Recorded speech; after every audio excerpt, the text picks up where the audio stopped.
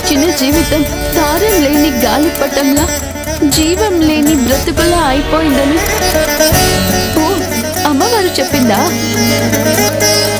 అందుకేనా అమ్మవారు అంత ఆనందంగా నవ్వుతున్నారు? ఏ అమ్మా, నా మీద ఎందుకంత కక్ష కట్టావు?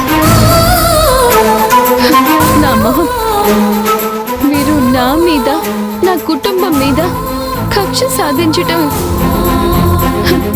ఇదే మొదలా ఏంటి? ఒకటా రెండా? ఒకదాని వెంట ఒకటి నా చిన్నప్పటి నుంచి శిక్షిస్తూనే ఉన్నావుగా. కష్టాల మీద కష్టాలు, సమస్యల మీద సమస్యలు. ఎవరైనా ఎన్ని ఓర్చుకోగలరు, తట్టుకోగలరు? ప్రేమించిన నేరానికి మా అన్నయ్యని మా ఇంటి నుంచి దూరం చేశావు. మా అక్క పెళ్లి ఆగిపోయేలా చేసి నీ దగ్గరికి రప్పించుకోవాలని చూసావు. నేను కాపాడుకున్నాం. అశ్విన్ పైన మొదట నాకు ద్వేషం పుట్టించావు. ఆ తర్వాత తనని నా ప్రేమికుణ్ణి చేశావు.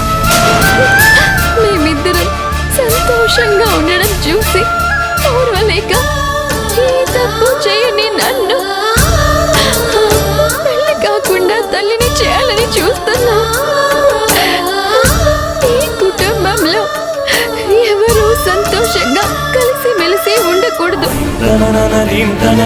ప్రేమించిన వాడితో జీవితం పంచుకోకూడదు, అంతే కదా?